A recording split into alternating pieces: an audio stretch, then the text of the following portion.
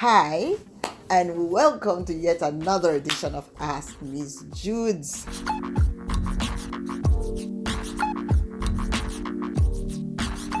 I hope you've been keeping well. I have been taking care of myself a bit more than usual, so this is really nice. I trust the same is true for you. Today, I quickly want to talk to us on what I've decided to caption: who are you becoming?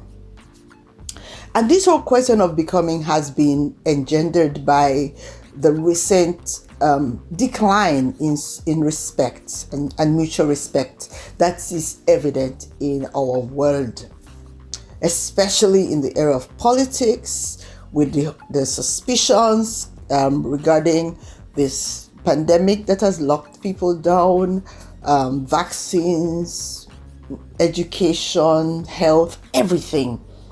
And I thought, without running the risk of sounding like, oh, everybody's going to die, the world is coming to an end, how do we wrestle from what is left? How do we rebuild to become a better versions of us? So the question is, who are you becoming? It may even spill into what are you becoming?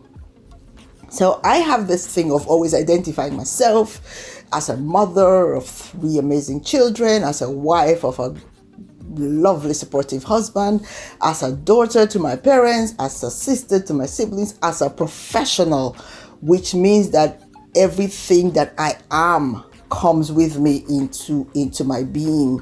As a child of God, I'm a believer, so I know that God put me on this earth for a reason. Who are you becoming? I want you to take time to just look through your life. Take a quick trip back as far as you can go and ask yourself, are you a better version of yourself today than you were, say, 5 years ago? If not, what do you need to do to get back? So from my experience, many years ago when I first became a mother, it was the most exciting thing you could think of. It was a few weeks away from my 30th birthday. And I wanted to be this awesome mother who would do everything right. So even when I went into labor, I did not want any form of pain management. I wanted to feel everything. I thought, oh, I waited so long to get married to my husband. I waited for this child. This was going to be all natural. So, and the midwives were awesome. As they supported me through the process, 8 hours in, I realized that I wasn't going to be able to do this without any aid. So I asked for support and I was given an epidural. And after that, I thought, and guys, I labored for another 9 hours. And then I realized if I had accepted help early enough, it would have been a far more exciting process altogether. But I did feel it for 8 hours. However, that reinforced for me that sometimes we have to look at all our options before we reach conclusion. In fact, I think it's the best thing to do in life is to consider all your options before you reach a conclusion. Now, how does that apply to who we are becoming?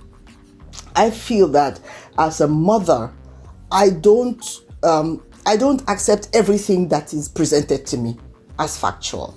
I have to do the research, because if I challenge my children, which I often do, when they come with proposals, they have to explain to me why this is worth supporting. It means that they cannot just come with anything that makes no sense. So I'm asking, as adults who are supposed to be leading the way to provide guidance for those coming behind us, what do we have to provide? My 82-year-old mother is beginning to question some of the things that we allow in our space, to say, how did we get here? Since when did it become okay to be rude and disrespectful? Since when did it become okay to lie and blatantly walk away from it as if there should be no repercussions, there should be no price to pay? Now, if we are raising our children to be upstanding members in society, to be respectable, that their word is their bond. Where is the room for flip-flopping? What are we becoming? Are people who make an excuse when it suits them? Or are people who will stand for what is right all the time? My children have always branded me for being brutally honest. But I would rather say what I believe to be true than to pretend that, oh, it's okay. So if my child does wrong, it's wrong.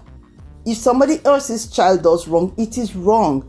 It cannot be wrong when somebody else does it and then right because my child does it. No, we are supposed to be fair. And this is even worse when we claim to have a faith. Like, by the grace of God, I'm a person of faith. And I know that I account to God for the things that I do. So would it be okay to just pass a scathing comment about somebody and don't care, and then think I can go to God and pray? Which God would I be talking to? I'm particularly appealing to those of us who claim to have faith.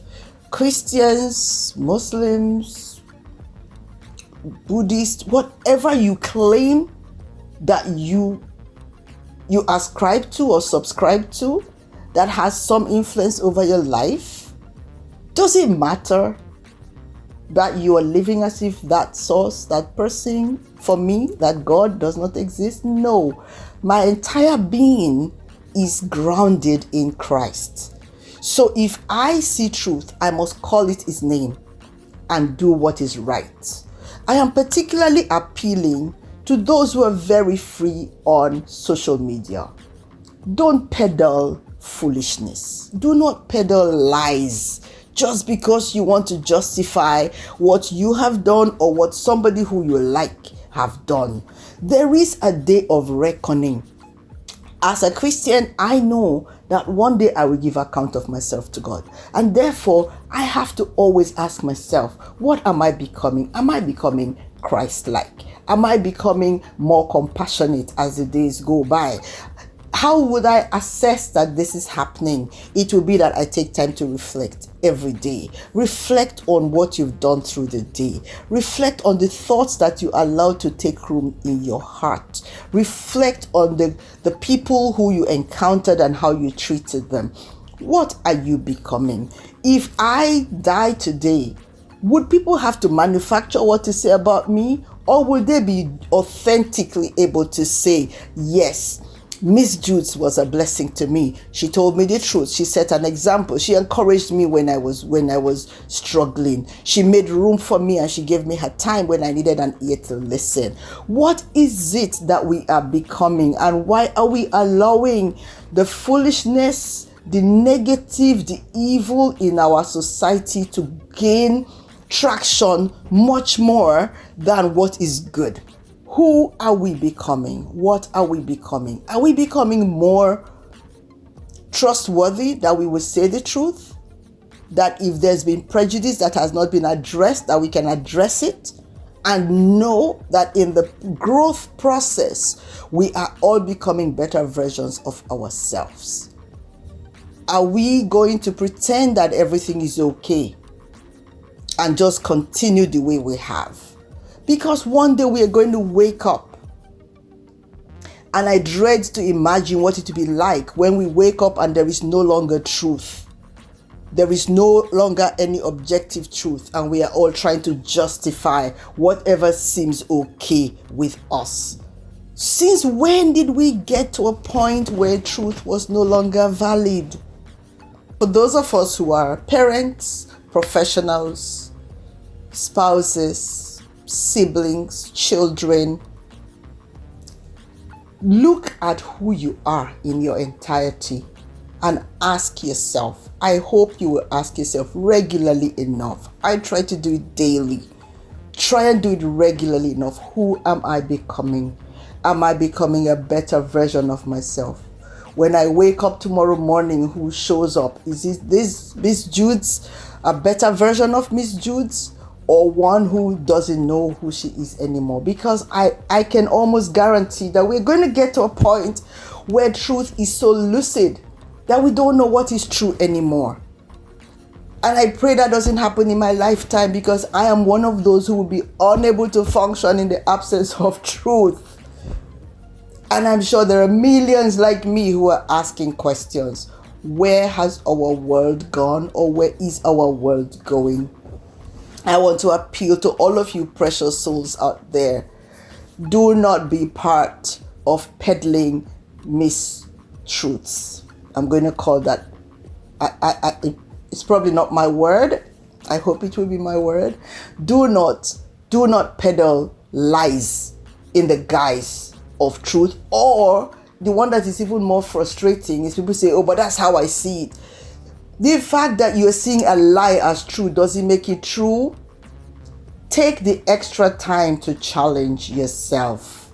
Who are you becoming? For me, I want to become a better version of myself, a kinder version of myself, a happier version. And that means that I have to take stock of what I allow into my space. What kind of information do I allow to settle in my spirit?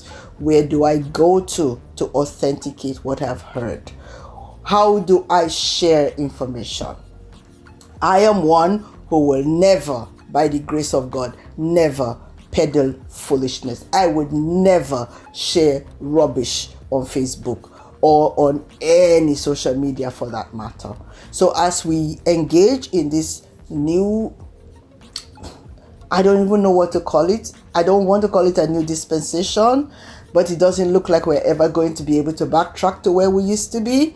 I want to encourage all of you precious souls, think of your children, think of your loved ones, think of the profession that you respect, think of the people you serve, think of the community in which you're living or growing up in. And just for the sake of all these precious souls in our spaces, let us determine to be kinder, more loving, more truthful, more respectful versions of ourselves. As always, I'm going to ask that you like, share, and subscribe, and that you keep those comments coming in. If you would rather not post your comments here, feel free to send them to askmissjudz@gmail.com.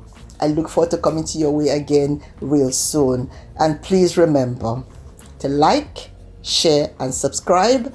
And I pray that, like me, you will decide to be work in progress, that every day you will wake up a better, kinder, gentler, more loving version of yourself. And on account of all of us improving and becoming better versions of ourselves, our families will be happier, more productive, our communities will be more peaceful, and society as a whole can thrive once more. Thanks, take care of yourself, and I'll see you real soon. Bye.